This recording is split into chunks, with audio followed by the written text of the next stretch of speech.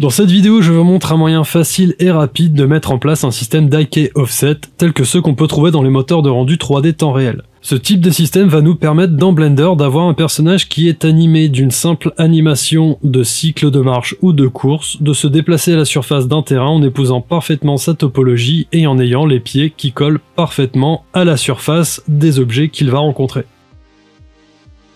Dans un premier temps, on verra la création et la mise en place du système sur un personnage rigué et animé dans Blender avec l'add-on Rigify, et dans un deuxième temps, on verra comment appliquer ce système sur une armature qui n'aurait pas déjà tous les contrôleurs nécessaires. Je prendrai moi, pour exemple, une armature Mixamo qui vient avec sa propre animation. C'est vraiment un système tout bête et facile à mettre en place dans la mesure où il n'utilise aucun setup complexe d'armature, ni de code, ni de driver ou autre chose compliquée dans le genre. Ici, on va vraiment tout faire uniquement avec des contraintes de base et un peu de géométrie node. Donc si ce type de contenu vous intéresse, c'est parti. J'ai une animation de cycle de marche qui me convient, donc je suis content de cette animation. Je vais venir ici la stocker dans une bande du NLA. Donc je vais venir maintenant dans le Non-Linear Animation Editor pour venir ici dans la section Action Clip et rajouter des répétitions. Mon personnage va maintenant marcher en boucle sur place à l'infini, c'est parfait, mais j'ai besoin de le faire avancer. Donc pour faire ça, je vais venir sélectionner mon root bone ici, puisque c'est lui que je vais animer sur l'axe Y pour le faire avancer. Je vais venir ici me positionner où le pied avant est complètement à plat au sol et venir mettre une première image clé sur mon root bone. Je vais sélectionner le IK ici et reprendre cette valeur là que je vais copier, et de cette valeur là je vais venir soustraire une valeur un peu plus loin où le pied sera toujours au contact du sol. Donc ici par exemple je peux prendre ça, copier et la soustraire de la précédente pour récupérer une valeur ici que je vais venir reporter sur mon root bone. Actuellement j'ai du glissement puisque mes clés sont lissées, donc je vais venir ici dans le Dope Sheet, sélectionner le nom de la chaîne et faire un Shift E pour demander une extrapolation linéaire. Ça c'est fait, je vais pouvoir remettre ça à la première frame et vérifier que mon personnage marche sans aucun glissement, et c'est parfait. J'en ai terminé avec cette animation, donc je vais quitter cet espace de travail là pour revenir à celui par défaut. Je vais commencer à m'organiser maintenant pour mettre en place mon système. Avec mon armature sélectionnée, je vais passer en mode pause pour sélectionner uniquement les bones que je vais avoir besoin de contrôler avec mon système d'offset. Je vais les mettre dans un calque vide pour isoler tout ça et avoir un viewport un peu plus clair. Donc de là je repasse en position de repos, ça sera beaucoup plus simple pour moi de placer mes différents éléments.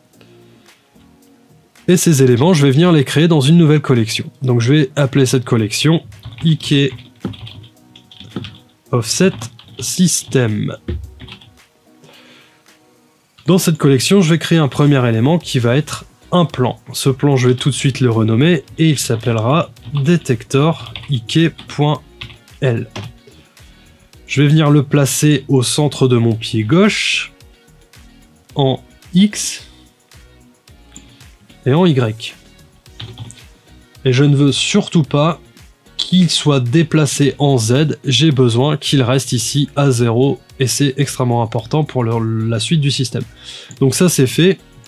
Maintenant je vais rescaler ça pour lui donner à peu près la dimension de la longueur de mon pied, comme ça, parfait.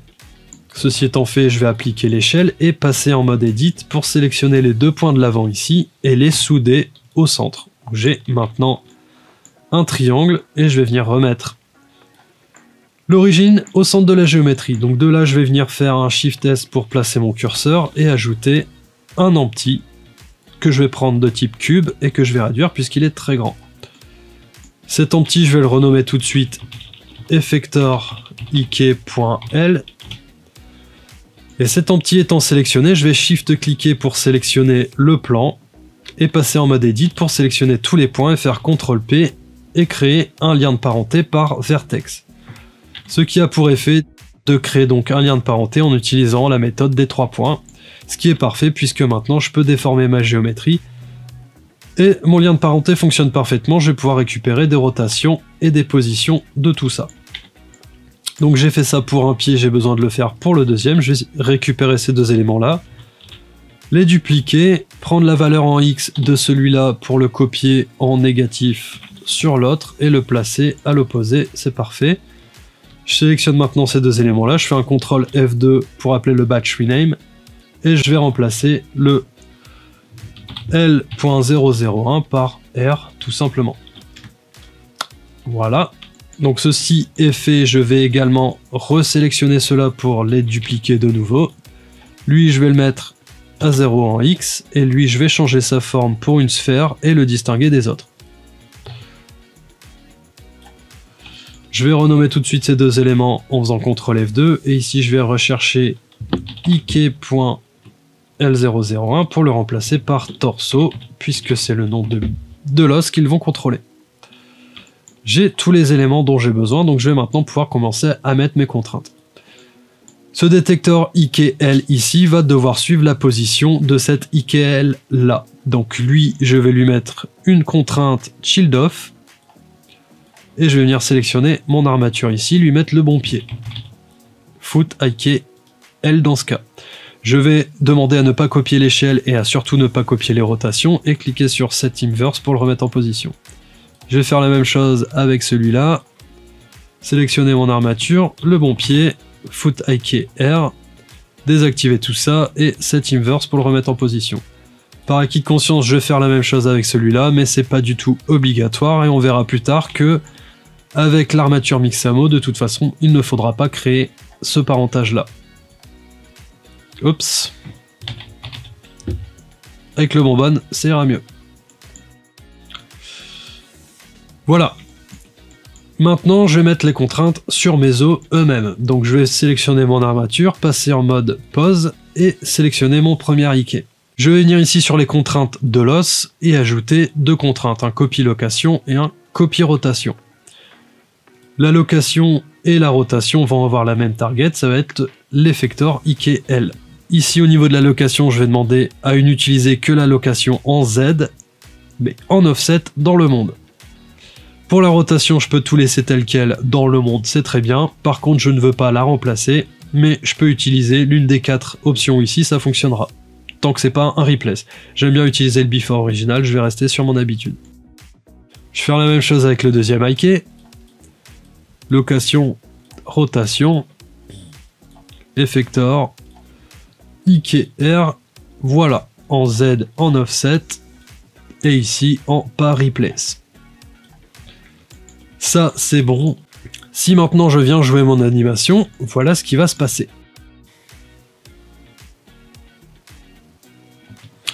Quelque chose qu'on désire pas forcément. Donc, pour expliquer ce qui se passe ici, je vais temporairement venir désactiver les contraintes sur mes IK et repasser en animation. Lorsque je joue mon animation, j'ai ici un effector qui va suivre le mouvement du pied, puisque c'est ce qu'on veut, c'est ce qu'on lui a demandé. Sauf que le pied lui-même suit actuellement la position en Z de lui pour calculer un offset, qui lui est l'enfant de lui, donc suit la position de lui dans le monde, donc en fait lui-même suit la position du pied indirectement par l'intermédiaire de son parent, et donc lui en gros fait un offset par rapport à lui, donc en gros un offset en Z par rapport à lui-même. Donc on est ici dans une boucle de parentage et d'offset infini, puisque lui va automatiquement s'auto-offsetter par rapport à lui-même. Donc ça c'est problématique, mais on a quand même besoin de garder la position en Z sur cet objet-là, qui va suivre la position du pied en hauteur. Il va donc falloir nous qu'on pallie à ça dans notre système de détection du sol. Depuis la géométrie ici, on va avoir nos 3 points,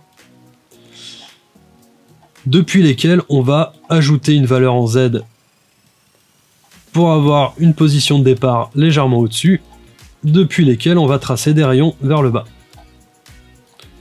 Ces rayons vont chercher à détecter un sol, et si effectivement ils détectent un sol, ils vont venir ici prendre la position du hit location. Jusque là tout ira bien, mais effectivement, quand il n'y aura pas de détection, ils reviendront ici à cette position là. Sauf que je veux pas que mon effector ici soit à une valeur autre que 0 en Z. Il va falloir donc contraindre, dans le cas d'une non-détection, tous les points à venir se coller en Z à 0. Et pour récupérer cette valeur-là, eh bien, il faudra tout simplement leur soustraire, leur appliquer l'inverse de la position actuelle de l'objet dans le monde. Donc c'est pas compliqué, j'espère que c'est compris, et pour faire tout ça, nous on va utiliser Geometry Node. Je vais sélectionner l'un de mes premiers détecteurs ici, n'importe lequel des deux, et je vais créer un nouvel arbre. Ce nouvel arbre, je vais l'appeler tout de suite IK Offset System. Et ce setup Geometry Node là va avoir besoin d'un input. Cet input sera une collection, donc qui est la collection où les éléments de mon terrain sont stockés. Je vais venir tout de suite la mettre ici, là, et lui appliquer le même setup Geometry Node, comme ceci. J'ai donc dit que j'allais déplacer des points. Donc pour déplacer des points avec Geometry Node, on va utiliser le nœud set position. Ces points, je vais les déplacer en fonction d'un rayon que je vais tracer. Donc pour tracer un rayon, on va utiliser le nœud request. Ce nœud request ici a besoin d'une géométrie en entrée. Donc moi je vais tester les éléments de ma collection ici avec ce nœud là. Si je regarde actuellement ce que j'ai et que je joue mon animation, voilà ce qui va se passer. Ça, je ne veux pas ça. Je vais venir donc cliquer ici sur Relatif pour avoir les transformations et les modifications de ces objets-là dans le monde relativement à l'objet dans lequel je suis en train de travailler. La deuxième chose que je vais voir ici, c'est que actuellement mon terrain, c'est une instance de ma collection. Alors j'ai besoin ici d'une géométrie. Pour que ça fonctionne, il va donc falloir que je réalise cette instance-là pour convertir tout ça en un seul et unique mesh. J'ai maintenant besoin de déterminer la position initiale du départ de mes rayons. Donc moi je dis que j'allais prendre la position initiale de mes points pour leur appliquer un offset en Z. Donc pour ça je vais séparer les composantes de ce vecteur là pour venir les recombiner en X et en Y. Sauf qu'ici en Z, je vais mettre une valeur par défaut de 50 cm qui correspond dans mon cas ici à peu près à la hauteur de mon genou, donc c'est parfait. Mais je pourrais très bien venir ici me créer un input que je pourrais renommer par exemple hauteur du genou. Je suis pas sûr de l'orthographe, mais c'est pas grave. De là, on va donc ici déplacer les points. Si on a un hit, on va prendre la position du hit, mais si on n'a pas de hit, on va venir contraindre tous nos points à venir se coller à 0 en Z dans le monde. Donc pour faire ça, je vais récupérer ces éléments-là et récupérer la valeur de mon objet lui-même que je place dans un nœud Object Info pour récupérer sa location. Ici, je vais bien rester en original puisque je ne veux pas que ça soit relatif à lui-même, sinon je vais avoir que des valeurs en 0 et ça ne fonctionnera pas. Je vais donc récupérer la composante Z de ce vecteur-là pour venir la multiplier par -1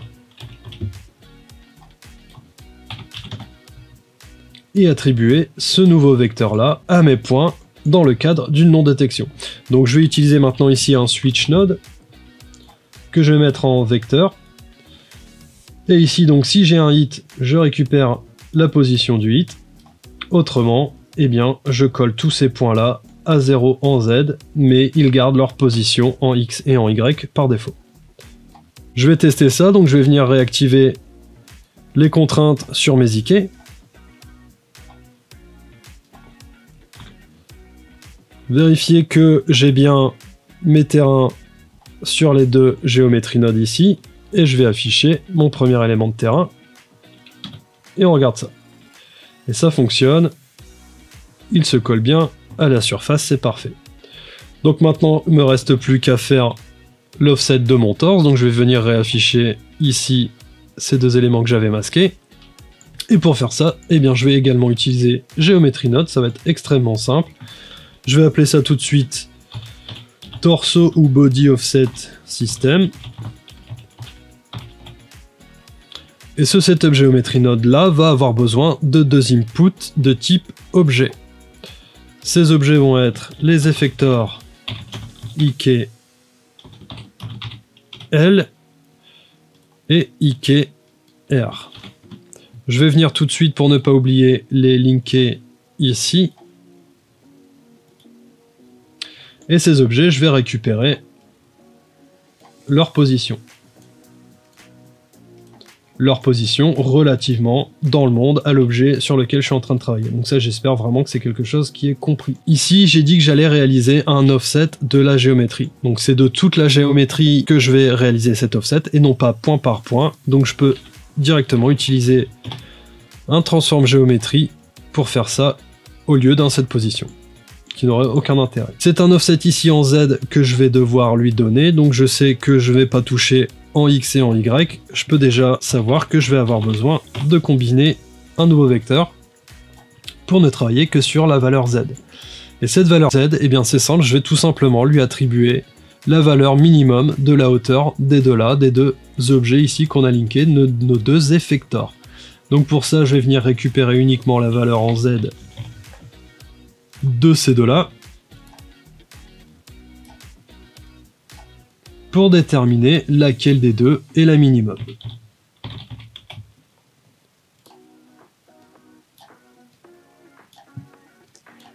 Et voilà, c'est tout ce qu'il y a à faire. On n'a plus qu'à venir mettre une contrainte maintenant sur lui, une contrainte de copie location sur cet effecteur là, en Z uniquement et en offset,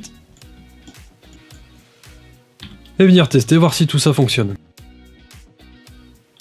Et ça fonctionne parfaitement, c'est nickel.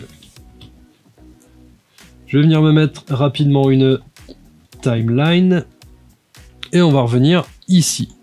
Puisque, étant dans Geometry Node, il y a quelque chose d'intéressant qu'on peut faire. C'est notamment ici venir changer le minimum pour un smooth minimum, ce qui nous donne ici accès à un paramètre qu'on va pouvoir venir modifier pour modifier la flexion comme ça des genoux. Et on peut faire ça dynamiquement, notamment en fonction de la différence de hauteur entre les deux éléments ici, donc entre nos deux effectors. Donc pour faire ça, je vais venir tout simplement soustraire les deux valeurs ici de Z, ce qui va me donner une valeur qui va osciller entre du négatif et du positif. Moi j'ai besoin que cette valeur soit toujours positive, donc je vais récupérer la valeur absolue de ça. Et cette valeur va pouvoir me permettre de driver via un map range cette distance ici de mon minimum smooth. C'est-à-dire que quand la différence de hauteur ici sera à 0, les deux pieds seront à plat sur le sol, il n'y aura pas de dénivelé, donc je ne veux pas de flexion, ou alors une très très légère, peut-être. Si par contre cette valeur elle est plus grande, donc peut-être 1 mètre ça me paraît beaucoup, moi je peux mettre par exemple 40 cm. On voit qu'il pousse plus sur ses jambes puisqu'il courbe plus dans la montée, et par contre il va beaucoup plus amortir dans la descente. Parfait, je peux venir maintenant tester avec tous les éléments de mon terrain affichés, voir comment est-ce qu'il va se débrouiller dans tout ça.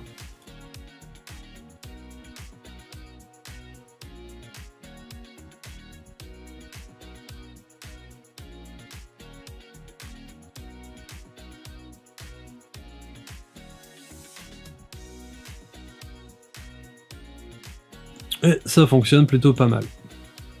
Et ce qui est bien, c'est que comme je suis dans une collection et que tout est dynamique, je peux notamment venir ici m'amuser à modifier le dénivelé de mon terrain. Tout comme je peux venir ici dans ma collection ajouter des obstacles sur sa route. Et voir comment il se débrouille avec ça.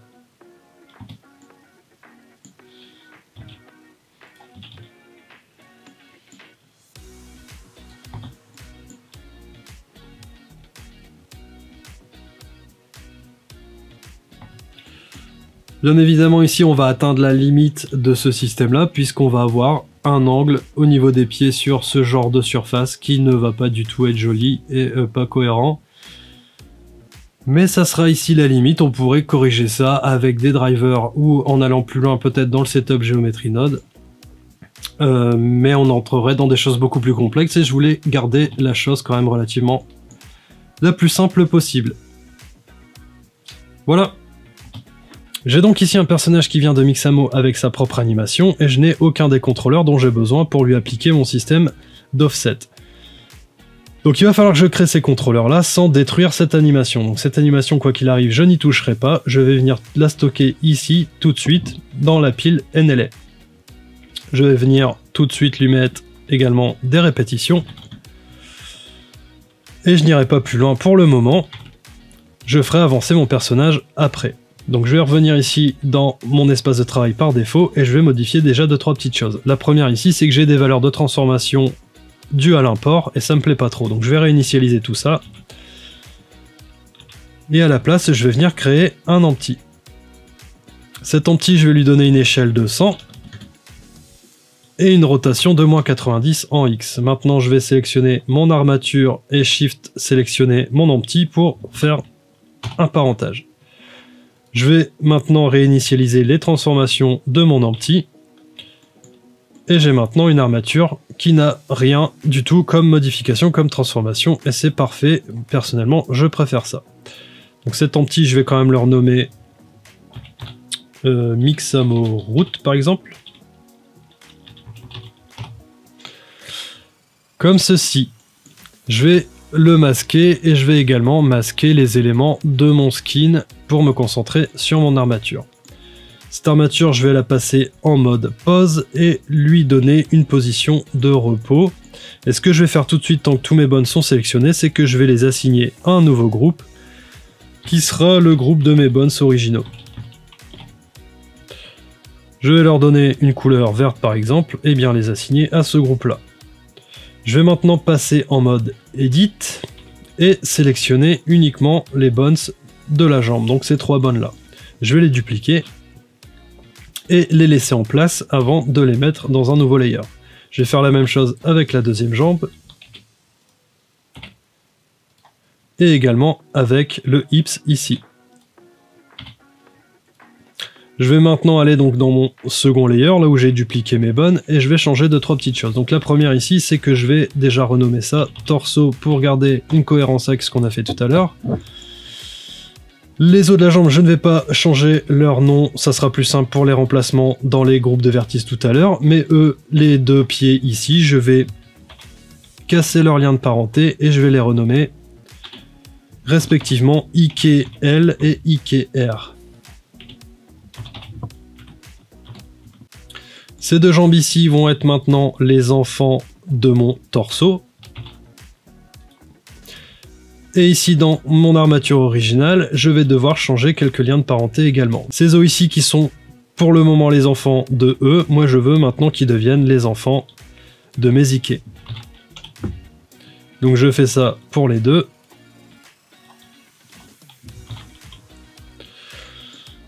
Et mon torso va lui être l'enfant du hips original. Tandis que le spine ici, lui, va maintenant être l'enfant non plus du hips, mais de mon torso à moi. Et voilà. Pour mettre en place mon inverse cinématique, je vais avoir besoin ici de Pole Target. Donc je vais créer ces os maintenant tout de suite. Je vais venir placer mon 3D curseur au niveau du genou et ajouter un bones. Je vais le nommer tout de suite celui-là Pole.L. Et je vais faire la même chose pour le deuxième, Pole.R. Je vais maintenant sélectionner ces 2 os là et les placer vers l'avant et également réduire leur taille. Comme ça. Je vais venir ici dupliquer mon torso et je vais le mettre un tout petit peu plus bas pour pouvoir le sélectionner plus facilement et lui je vais le renommer Pole Parent par exemple, puisque je vais devoir parenter mes 2 Pole Target à ce bones là. Et lui, je vais vérifier qu'il est bien l'enfant de mon torso, ce qui n'est pas le cas, donc je vais faire ça tout de suite. Sinon, je vais avoir des soucis. Parfait, donc j'ai tout ce qu'il me faut maintenant pour mettre en place mes inverses cinématiques. Cela dit, je trouve que les jambes sont un petit peu trop droites, donc je vais sélectionner les 2 genoux ici. et le repousser très légèrement vers l'avant pour faciliter le processus de l'inverse cinématique. Donc je vais venir mettre en place mes contraintes. Je vais sélectionner tous les bones ici et je vais les assigner à un nouveau groupe que je vais appeler par exemple IK. Donc je vais leur donner une couleur différente des autres pour les distinguer un peu mieux. Parfait. Je vais donc mettre maintenant en place mes contraintes d'inverse cinématique. Donc je vais sélectionner le IK gauche ici, le bones qui suit et faire un Shift I to active. Je fais la même chose tout de suite avec le deuxième. Comme ça. Je vais changer 2-3 petites choses ici dans ces contraintes. Actuellement, je sais que j'ai 2 bones pour chaque hiérarchie. Et je vais également leur attribuer leur pole target. Donc ici, je suis du côté droit, ça va être le pôle R. Et pour lui, le pôle L, pardon. Si je remets en pause position, voilà, j'ai un petit souci, donc il faut que j'aligne maintenant mes pole target avec le paramètre d'angle ici.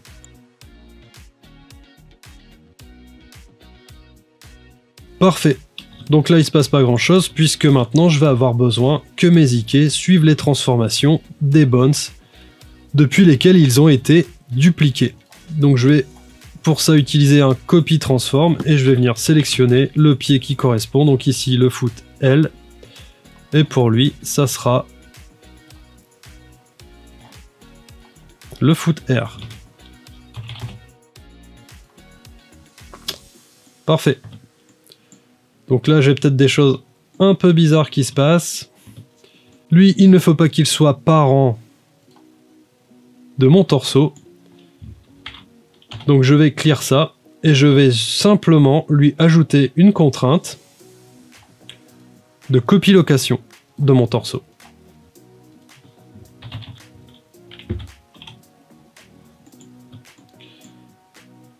Et voilà.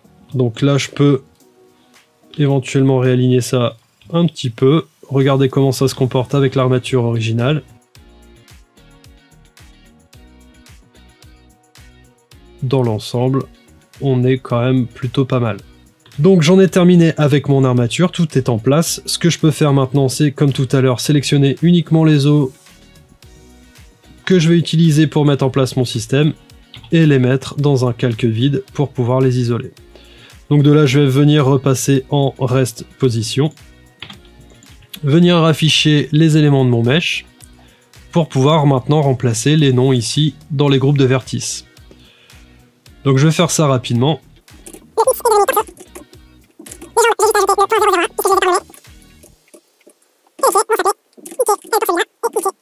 Bien évidemment, il faut que je le fasse pour les deux parties de mon mesh.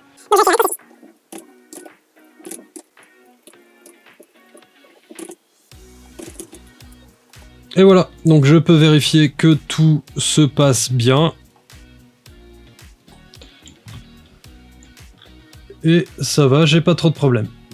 Je vais maintenant pouvoir venir mettre en place mon setup de offset. Tout simplement dupliquer cette collection puisqu'on a déjà tout fait tout à l'heure. Donc je vais faire un duplicate link. Je vais renommer celle-là Mixamo. Masquer celle-ci, sélectionner tous les éléments dans celle-là et faire un CTRL F2 pour remplacer 001 par Mixamo. Voilà, donc lui, je vais avoir besoin de le replacer au niveau du pied. En veillant à ne pas le déplacer en Z. Hein. Comme ça, parfait. Et faire la même chose pour le deuxième, donc je vais copier directement. Ceci étant fait, il faut aussi que je remplace au niveau des contraintes ici de parentage, donc je vais venir récupérer les choses correctement.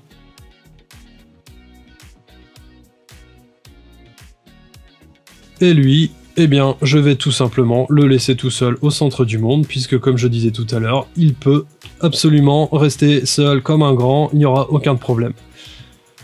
Je peux venir remettre mon animation, tout va bien, aucun souci, puisque de toute façon, je n'ai pas encore les contraintes sur mes os. Donc je vais les mettre tout de suite.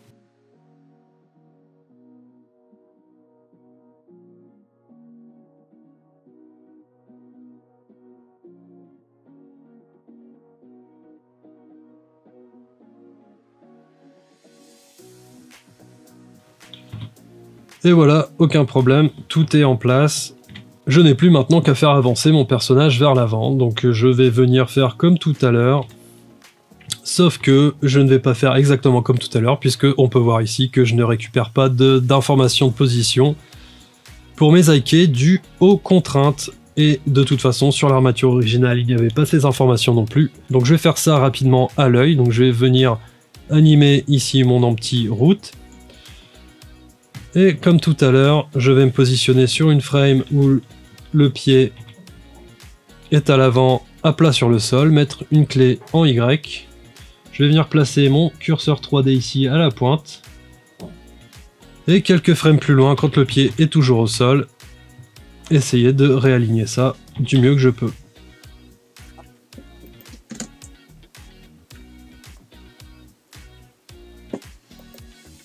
On va aller mettre ça en extrapolation linéaire.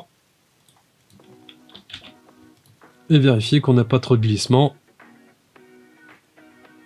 Et ça a l'air pas trop mal. Je remets ça ici à la première frame. Et je vais vérifier tout ça. Et normalement, il devrait y avoir aucun problème.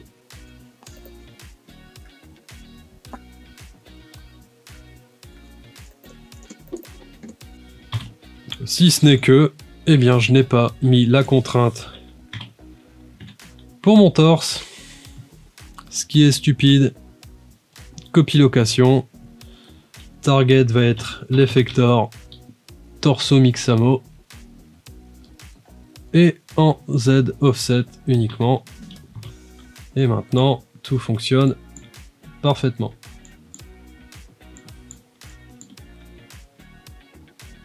Alors ici, on va peut-être avoir